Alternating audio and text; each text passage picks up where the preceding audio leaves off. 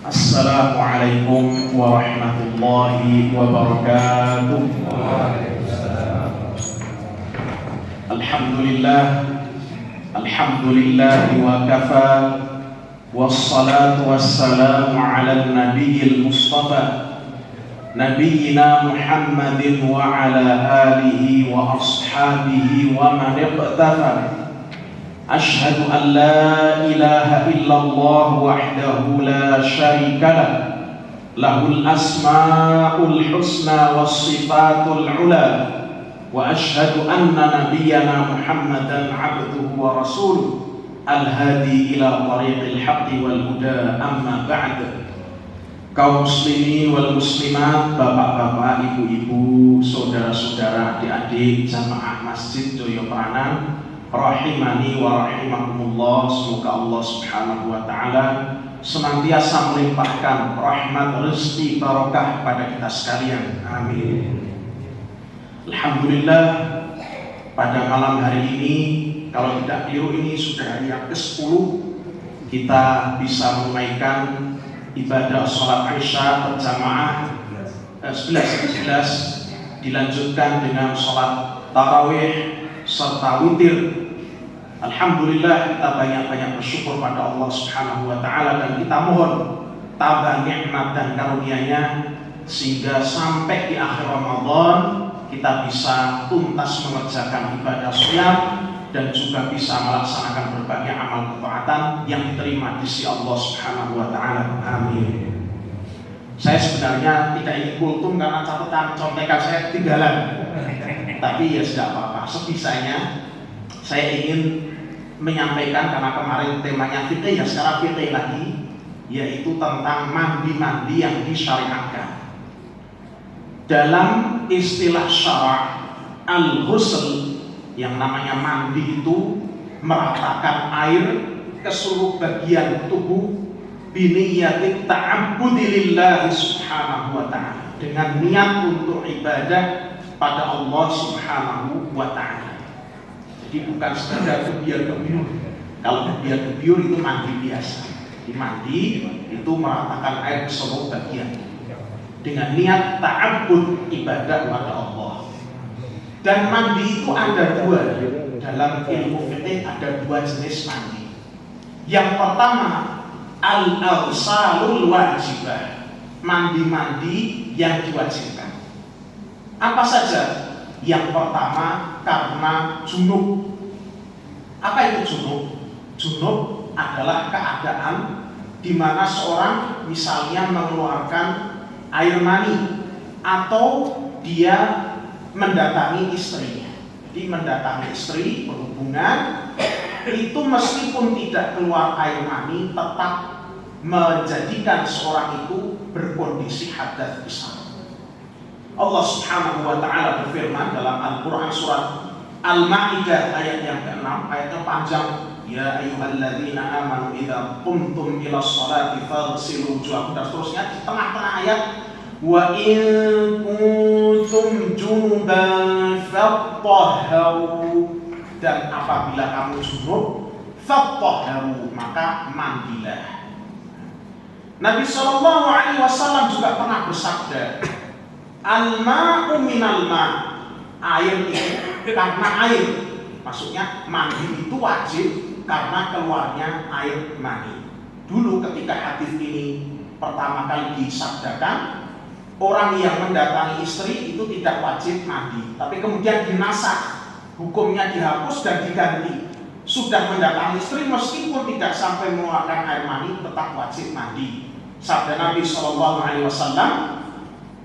idza jalasa baina syu'abihal arba', jika seorang sudah duduk di antara 4 anggota tubuh istrinya, ini kinayah, hiasan untuk jima, wajahadaha, dan dia telah bersungguh-sungguh, ya namanya jima ya sungguh-sungguh, masa lemas.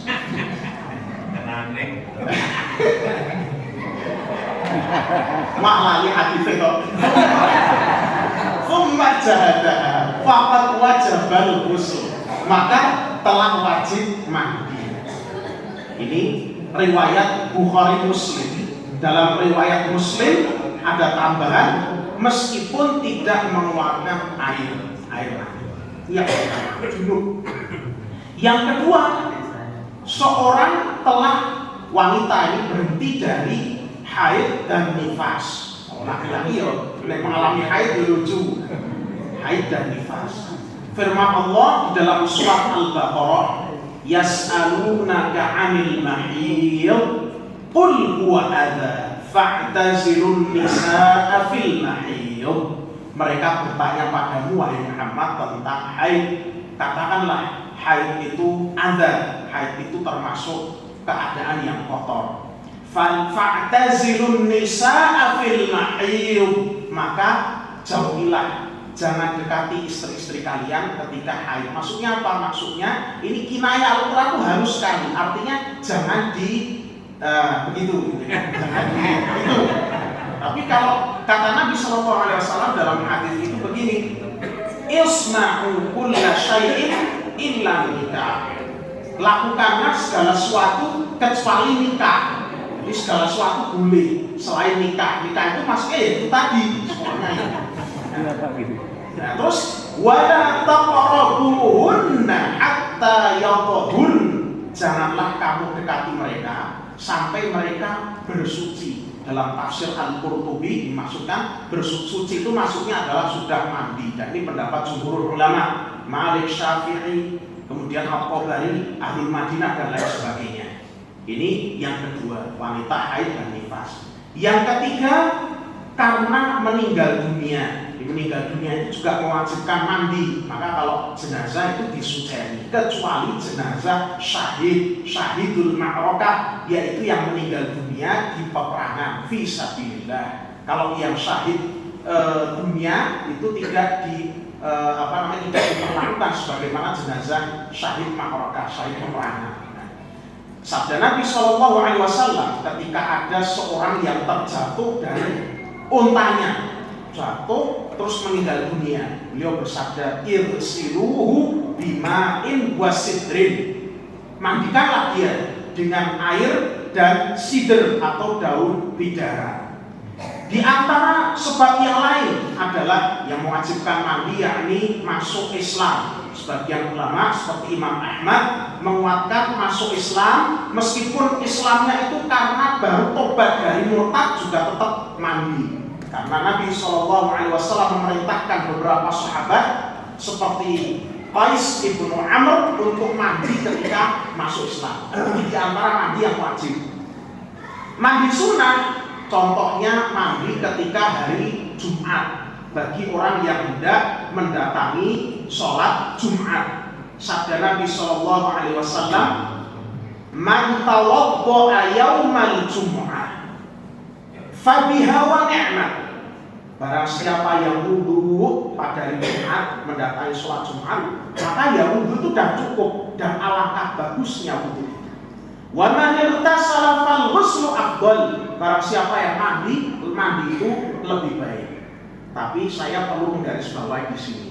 Ada keyakinan di antara masyarakat kalau malam Jumat itu katanya melakukan sunnah Rasul, katanya begitu.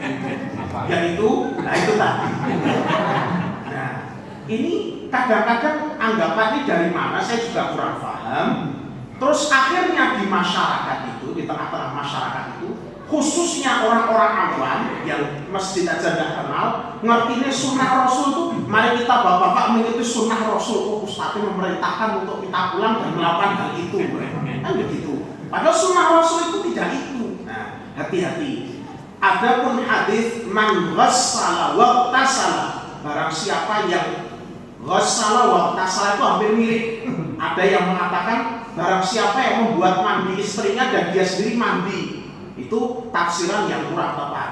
Dalam kitab Fathul Bari dari Ibnu Hajar yang sahih maknanya siapa yang mencuci rambutnya, ramas begitu, kemudian mengguyurkan air ke seluruh tubuhnya, itu di hari Jumat.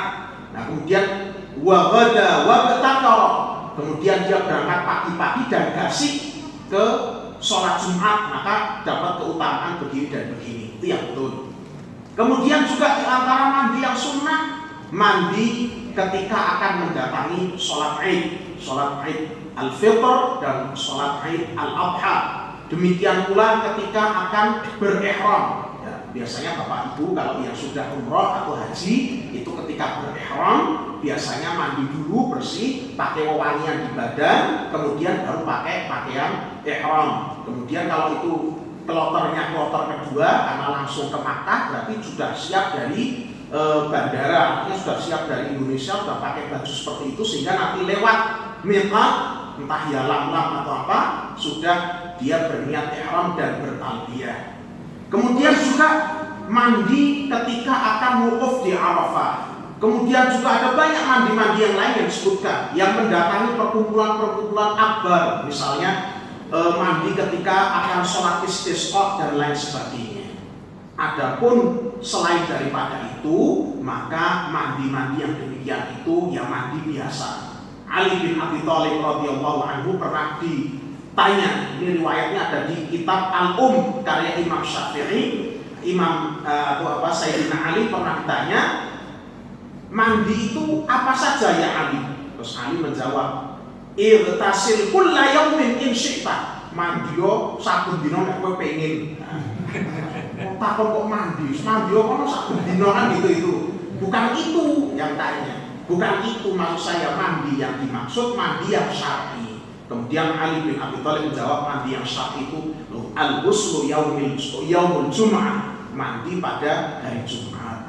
Wal ghuslu lil idain, mandi untuk hari raya. Wal ghuslu li yaumi Arafah, mandi untuk hari Arafah, yaitu ketika wukuf. Terus kemudian Ali mengatakan wala yarawna syai'an min dzalika wujuba, dan para sahabat tidak melihat bahwa itu semua bersifat wajib. Nah, ada satu hal ketika awal Ramadan pernah ibu saya mengajak tetangga untuk pergi ke masjid melaksanakan sholat tarawih. Kemudian tetangga ini mengatakan, wah kok aku kepedian, aku durung adus, durung padusan, katanya begitu itu. Sehingga ada anggapan kalau masuk Ramadan itu harus mandi terlebih dahulu. Koyo-koyo nenek poso kok orang adus ini posonya jadi kurang mantep, kurang seret. Nah, ini tidak ada dasarnya. Monggo puasa silahkan. Bahkan kalau misalnya kepepet malam hari itu kita tidak kuat, atau dengan istri kita tidak kuat, karena di Quran tidak ada. Dulu kan puasa awal itu kan begini. Awal puasa, fase puasa pertama itu dulu begini. Ketika seorang itu sudah tidur, sudah malam, sudah tidur, maka dia sudah harus menahan diri. Maka turunlah ayat Al-Baqarah 187. Uhilla lakum lailatas siyamir rafathu ila nisaikum. Dihalalkan bagi kalian berbuat rafat pada malam hari bulan Ramadan dengan istri-istri kalian. Hunna libasul lakum wa antum libasul lahun. Mereka itu pakaian bagi kamu, kamu juga pakaian bagi mereka. Alimallahu annakum kuntum tahtanuna anfusakum. Allah itu tahu kalian tidak bisa menahan diri kalian, sehingga misalnya Pak Hatta nggak kuat. Siap. Terus kemudian dilalah. Sahurnya bangun jam berapa ya? Sekarang itu subuhnya 4:30 sudah subuh. Jadi jam 4 keburu sahur terus belum mandi. Nah, masuklah waktu subuh terus mandi dulu, nggak ada masalah. Jadi masuk subuh dalam keadaan junub belum mandi itu nggak ada masalah. Baru kemudian nanti karena ada sholat subuh sehingga segera mandi kemudian sholat subuh. Tapi intinya masuk puasa dalam keadaan junub itu tidak ada masalah ya. Allah Subhanahu wa taala, dari sini kan kita tahu bahwa Allah Azza wa Jalla menurunkan syariat hukum-hukum untuk kita itu ya tahu kebutuhan kita itu bagaimana, kemampuan kita bagaimana. Mudah-mudahan yang ringkas ini menjadi bermanfaat. Assalamualaikum warahmatullahi wabarakatuh.